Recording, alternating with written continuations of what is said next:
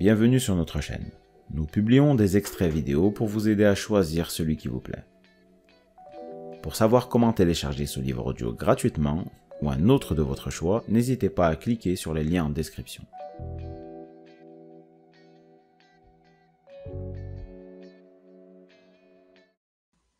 En bonheur, la dépouille, au moins jusqu'à la ceinture du pantalon. Au-delà, la terre a fait son office et a protégé les membres inférieurs de la gourmandise des insectes.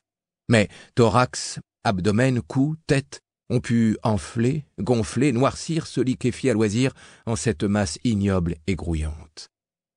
Le temps de faire venir les gendarmes et la nuit est tombée. Une nuit sans lune et sans nuages. Une obscurité intense, loin de tout village, à l'origine de quelques difficultés pour retrouver la tombe improvisée. Enfin, pas pour tous, car pour moi, rien de plus facile que de chuter dans le trou pour retrouver l'origine de l'odeur.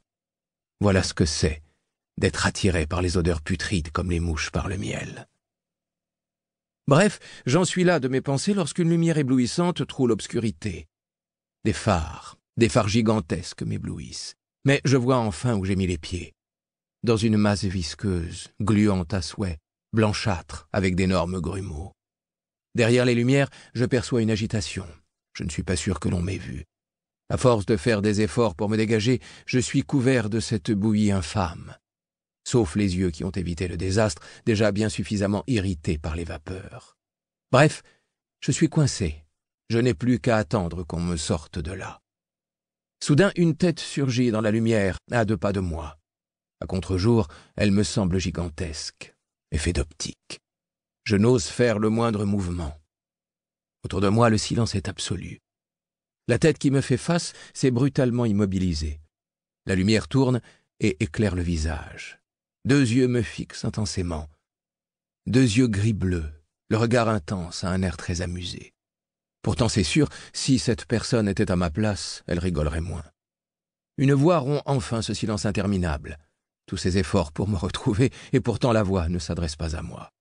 Elle dit sur un ton sarcastique « Approchez-vous, mais doucement, faites attention ! Venez voir, c'est incroyable. »« Mais je ne vois rien, monsieur. Regardez mieux. » À ce moment-là, une 2e tête apparaît, puis une 3e, à croire que je suis devenu un spectacle à moi tout seul, jusqu'au cou dans la mélasse. Je ne vois rien. Ah si, des yeux, on voit des yeux. Content de le savoir, je suis repéré, enfin. Mais qu'est-ce qu'il fait là? C'est incroyable. Je vous l'avais dit, c'est incroyable.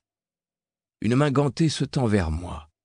Le personnage qui m'extrait avec vigueur de ma gangue collante est équipé d'un masque chirurgical, d'une combinaison blanche de protection, de surbottes et d'un calot. Même s'il tombe dedans, lui au moins ne risque rien. Sa voix reprend pour la cantonade. Je vous présente Humator, un spécialiste de terrain. Je perçois bien la nuance d'humour. Un adepte de la putréfaction ammoniacale. Il aime bien mettre les pieds dedans. Éclat de rire général. Mais par où est-il entré? Je ne sais pas, demandez-lui. Ils parlent tous de moi à la 3e personne. Humour des gens habitués à la mort. Que puis-je répondre? Par un grand trou, un petit trou? Ce n'est pas ce qui manque ici. Mais pas un qui prendrait de mes nouvelles. Bref, une bonne toilette plus tard, je suis remis sur pattes. Mon sauveur se présente. Docteur Sapanet, légiste. Vous êtes bien Necrophorus humator, scarabée spécialiste de la 5e escouade. Si je pouvais parler, j'acquiescerais. À défaut, je cours de mes 6 pattes sur l'inox de la table d'autopsie vers ce cerveau où l'on m'a surpris en plein déjeuner. Chapitre 2. Légiste pour de vrai. Les sorciers vaudous lisent l'avenir dans les tripes de poulet. Moi, je lis le passé, enfin, j'essaie, dans les entrailles de mes contemporains. Je suis médecin légiste, un vrai, pas comme ceux des séries américaines dont je ne loupe pourtant aucun épisode.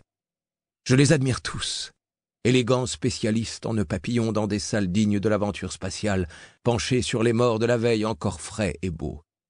Je les envie pour leur talent incroyable, capables qu'ils sont de dénicher à tout coup l'écaille de peinture d'1 millionième de millimètre cachée sous un repli de la peau derrière l'oreille, et d'en déduire le numéro de la plaque d'immatriculation de la voiture du meurtrier. Je voudrais bien être à leur place, parce que moi, mes macabées, ils sont franchement moins jolis. Depuis plus de 20 ans que j'exerce dans les sous-sols du CHU de Poitiers, j'en ai découpé des centaines, mais je crois que j'ai fait toute la gamme. Putréfiés, squelettisés, carbonisés, écrabouillés, parfois livrés en pièces détachées. Ils ont mauvaise mine, mes clients. Pas bon pour l'audimat, tout ça. En plus, ils puent souvent. À en tomber. Si ce livre vous a plu, vous pouvez alors le télécharger gratuitement. Pour savoir comment faire, cliquez sur le lien en description de la vidéo. N'hésitez pas à commenter pour nous informer des extraits de livres audio que vous aimeriez écouter. Pensez à liker et à vous abonner pour ne rater aucune vidéo.